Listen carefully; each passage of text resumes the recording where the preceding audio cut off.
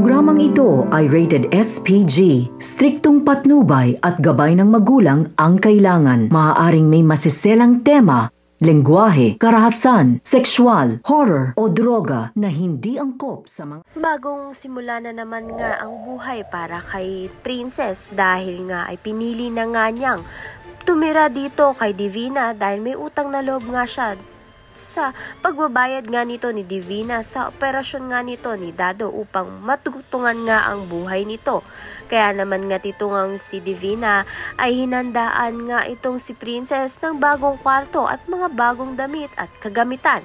Kaya naman nga imbes na itong si Liberty ang makaranas ng ganon ay itong si Princess ang nakaranas. Subalit itong si Charlene ay hindi nga sang-ayon na tumira nga itong si Princess kay Divina dahil alam na nga niya na hindi nga karapat-dapat itong si Divina na maging ina nga nito ni Princess dahil masama nga ang ugali nito. Ngunit wala naman ngang magagawa itong si Charlene dahil si Princess na nga mismo ang pumili ng kapalaran niya.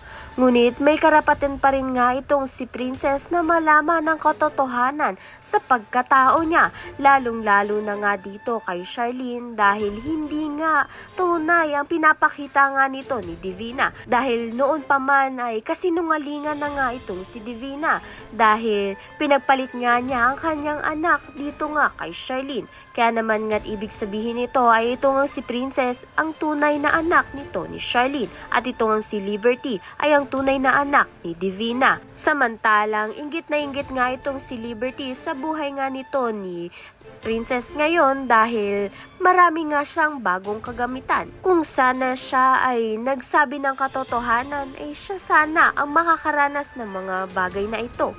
Ayan at iba pa ang dapat nating pakaabangan. Maraming salamat sa iyong panonood.